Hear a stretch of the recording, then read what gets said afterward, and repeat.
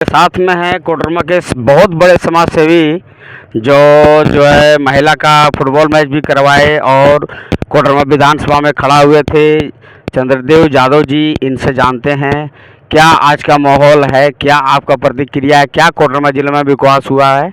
इनसे खुद हम जानते हैं और दिल से सच्चाई से जानते हैं क्या विकास हुआ है। बताइए चंद्रदेव जी, क्या विकास हुआ है, कुछ पिछले बताइए।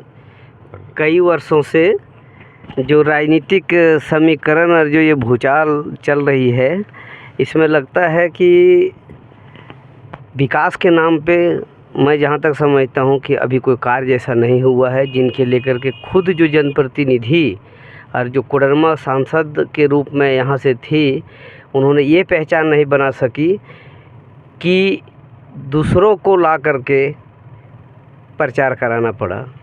ये हमारे लिए दुर्भाग्य की बात है। मानते हैं कहीं से हार रही हैं तो कहीं से जीत भी रही हैं, पर ये 4 जून को ही पता चलेगा जनता के मन में क्या है, जनता के आकांक्षाओं पे किन किन मुद्दों को लेकर के आई है और किन किन पे खरा उतरी है। ये आने वाला भविष्य के गर्भ में है।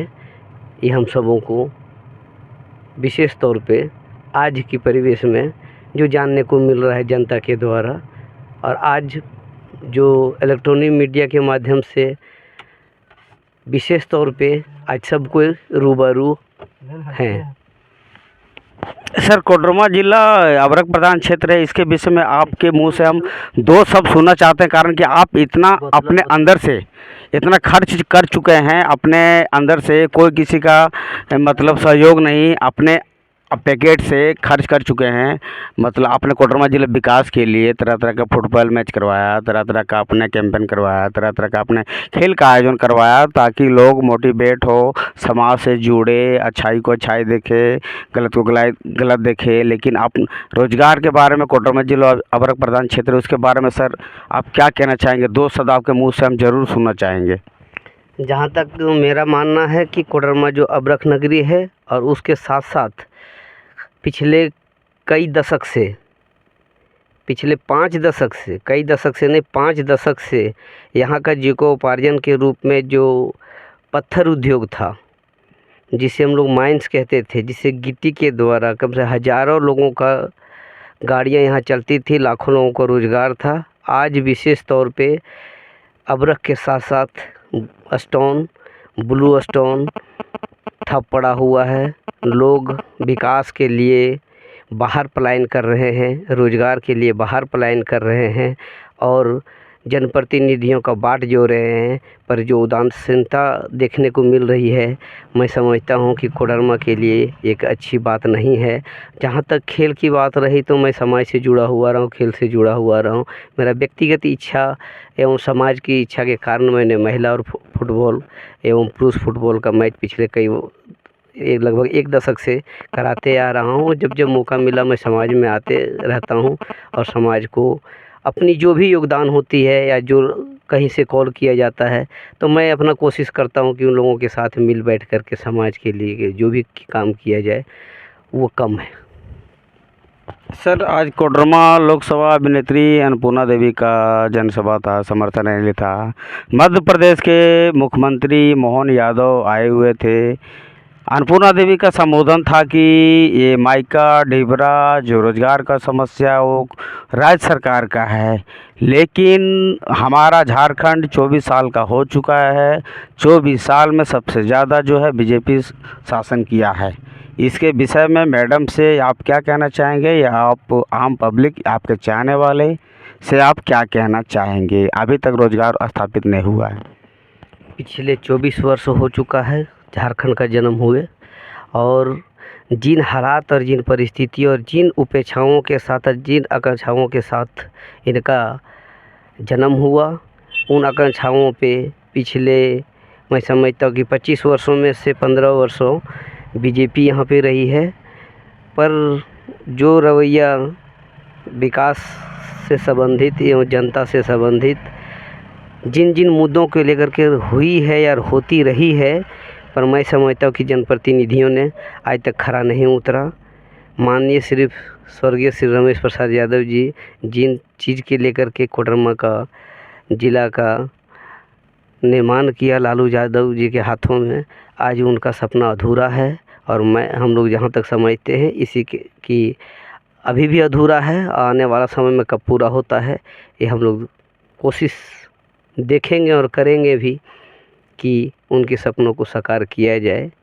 और मैं समझता हूँ कि जब जो ढिबरा की समस्या है, करेक्शन उद्योग की समस्या है, हमारे ये माननीय विधायक नीरा यादव जी पहले शिक्षा मंत्री थी और मंत्रिमंडल में रहते हुए जो काम नहीं कर सकी, मैं समझता हूँ कि सांसद महोदय शिक्षा मंत्री रहते हुए जो काम कोडरमा में नहीं हो पाया, आने वाला भविष्य में फिर कभी नहीं होने वाला है।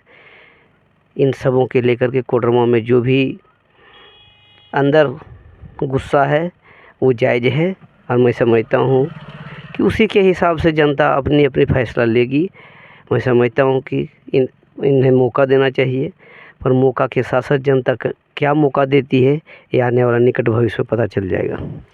सर एक सवाल आपसे पर्सनल है कि कोडरमा का जो है इतना बड़ा फेमस एरिया है कि कोडरमा अभ्रक की राजधानी के नाम से जाना जाता है, लेकिन अभी भी रोड में यहाँ लाइट नहीं लगा हुआ है। अगर यदि आप गंगा दामोदर से 3 बजे रात, 2 बजे रात, 10 बजे रात उतरते हैं तो बहुत बड़ी समस्या खड़ा हो जाती है। कहीं पोल में लाइट नहीं है, ना रोड में लाइट है। इसके विषय में सर आप क्या कहना चाहेंगे? मैं समझता हूँ कि यहाँ से बिजली दिल्ली की राजधानी चकाचौंध और सुनहरे तरह से देखी जा सकती है, पर जो कहावत है कि दिए के गांव तक अंधेरा, वही हिसाब कोडरमा का है कि यहाँ का बिजली से बाहर रोशन हो रहा है और यहाँ के लोग अंधेरे और ख़ास करके विशेष तौर पर सुदूरवर्ती इलाकों में आज भी इसका बाट जो रहा है।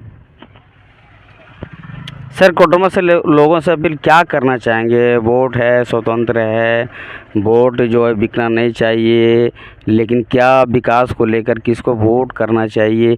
इसे आप जो है समाज सेवी हैं, आपसे बढ़कर कोई समाज सेवी नहीं है। आप निःशुल्क जो है इतना प्रोग्राम जो है या फिर खेल का आयोजन करवा सकते हैं, तो कोडरमा के लोगों से आप क्या अपील करना चाहेंगे? वोट किस प्रकार करें, किस लोगों के साथ में करें, किस कैंडिडेट के साथ में करें? सर 2 शब्द आप जरूर बोलें सर। मैं किसी कैंडिडेट और किसी व्यक्ति विशेष के लेकर के मैं नहीं कुछ कहूँगा, टिक्का टिप्पणी करूँगा, पर मेरा मानना है कि कोडरमा इस बार जो फैसला लेगा वो ऐतिहासिक होगा। सर सरकारी शिक्षा का क्या रोल है पूरे देश में, दिल्ली को छोड़कर या झारखंड में? इसमें 2 शब्द आप बताइए, और सरकारी हॉस्पिटल के भी बारे में भी आप 2 शब्द बताइए।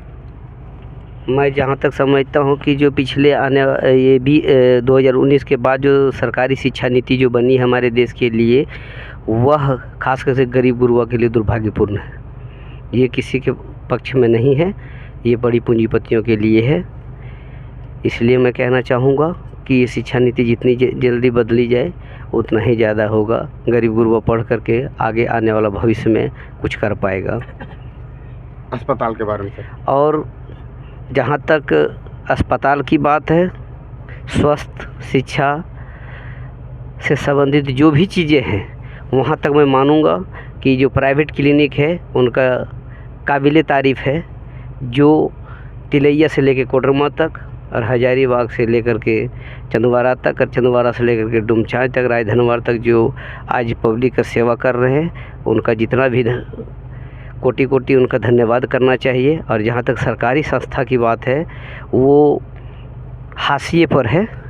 जहाँ तक कोडरमा का हॉस्पिटल को आप देखेंगे, मैं जहाँ तक जान रहा हूँ, समझ रहा हूँ और देख रहा हूँ, पिछले 1 दशक से सिर्फ वोट की राजनीति के लिए कर्मा हॉस्पिटल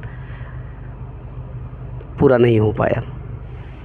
सर बहुत बहुत धन्यवाद। हमारे साथ में थे चंद्रदेव यादव जी, जो हैं ये समाज सेवी हैं। अपने पैकेट के पैसे से अपने खेल को, अपने राज्य को, अपने कोडरमा ज़िला को नाम आगे बढ़ाने के लिए अपने पैकेट के पैसे से खर्च करके, अपना किसी से कोई मतलब सहयोग नहीं लेकर, ये अपना खुद का पैसे से कोडरमा ज़िला के नाम आगे बढ़ाना चाहते हैं। इनके लिए सर को बहुत बहुत धन्यवाद सर। Thank you.